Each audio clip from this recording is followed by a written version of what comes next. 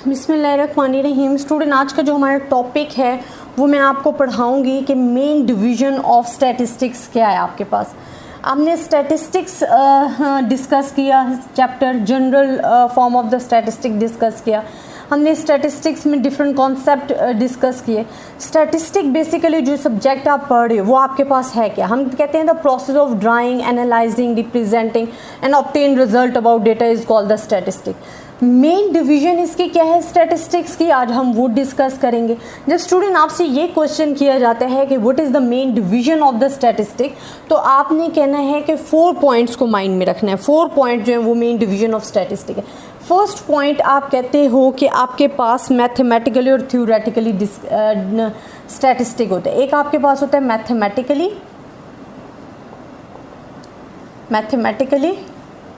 And theoretically. एक mathematically and theoretically statistics होता है। सेकंड जो आपके पास आ जाता है स्टूडेंट, आप उसको कहते हो, सेकंड पॉइंट को स्टैटिस्टिकल मेथड्स ऑफ फंक्शंस आ जाते हैं। सेकंड आप कहते हो स्टैटिस्टिकल मेथड और फंक्शंस। आपके पास एक डिवीजन ये हो जाती है। थर्ड डिवीजन जो आपके पास होती है आप उसको कहते हो डिस्क्रिप्टिव स्टैटिस्टिक। ये मैं अभी आपको सारी बताती हूँ कि ये आपके पास होती क्या है, डिस्क्रिप्टिव स्टैटिस्टिक्स। देन आपके पास जो डिवीजन आ जाती है फोर्थ पे वो आ जाता है इन्फ्रेंशियल स्टैटिस्टिक, इन्फ्रेंशियल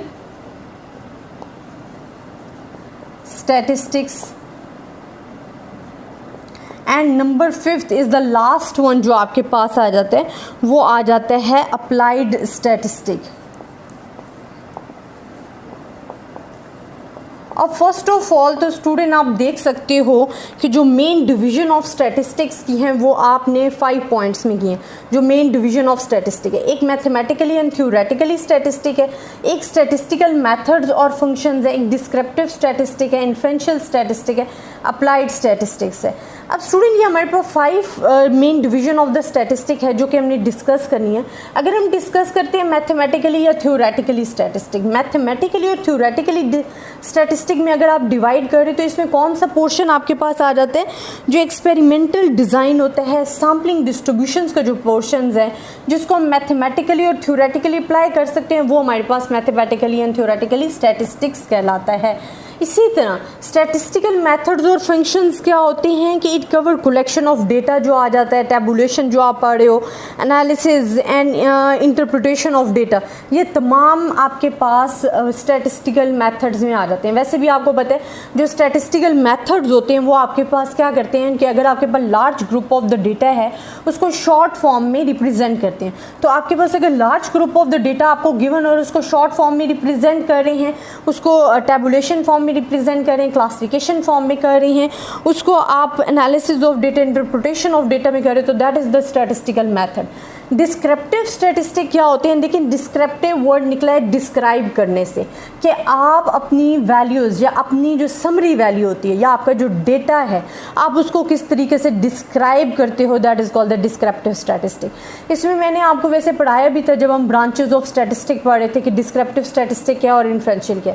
मैं अगेन आपको बता देती हूँ स्टूडेंट कि डिस्क्रिप्टिव स्टैटिस्टिक में आप अपनी वैल्यूज़ को डिस्क्राइब करते हो। फॉर एग्जांपल अगर आप कहते हो कि आपने 6 मंथ में जो ग्रॉसरी पे खर्च किए है, अगर आप वो डिस्क्राइब कर रहे हो ओवरऑल 6 मंथ का, तो वो डिस्क्रिप्टिव स्टैटिस्टिक है कि जो चीज़ आपने खर्च किया आपने उसको डिस्क्राइब किया। इसी तरह अगर आपने 10 टेस्ट पास किए हैं एज ए स्टूडेंट, तो डिस्क्रिप्टिव स्टैटिस्टिक में आपने उनके मार्क्स को डिस्क्राइब करना है, तो वो डिस्क्रिप्टिव स्टैटिस्टिक है।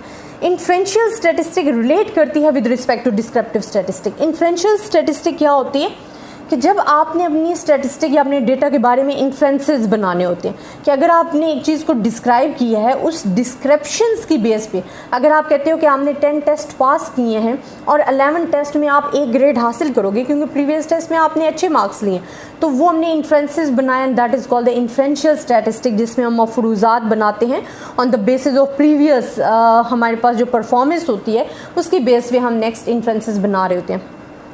लास्ट वन अप्लाइड स्टैटिस्टिक क्या होता है कि हम कहते हैं अप्लाइड स्टैटिस्टिक में ये इट कवर्स मेनली पॉपुलेशन आपके पास कवर कर रही होती है, जिस पे हम अप्लाई कर सकते हैं, पॉपुलेशन पे अप्लाई कर सकते हो, सेंसस पे अप्लाई कर सकते हो। सेंसस क्या होता है कि अगर आपने फुल कंप्लीट लिस्ट बनानी है आपके पास, अगर आपने ओवरऑल पॉपुलेशन जिसमें ईच एंड एवरी यूनिट को आपने डिस्कस करना है, उस पर आप अप्लाई कर सकते हो अप्लाइड स्टैटिस्टिक। इसी तरह नेशनल इनकम आ जाती है, प्रोडक्शन है, बिजनेस है, इंडस्ट्रियल स्टैटिस्टिक है, क्वालिटी कंट्रोल है, and bio statistic is also is the part of the applied statistic.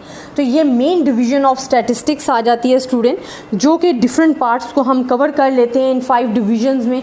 और आई होप आपको इन मेन डिविजन्स की समझ आई होगी। अगर आपको फिर भी किसी किस्म का भी प्रॉब्लम है स्टूडेंट, आप मुझसे डिस्कस कर सकते हो। ज़्यादा से ज़्यादा स्टूडेंट्स के साथ शेयर करें ताकि सब इससे फ़ायदा उठा सकें। अपनी दुआओं में याद रखिएगा। अल्लाह हाफ़िज़।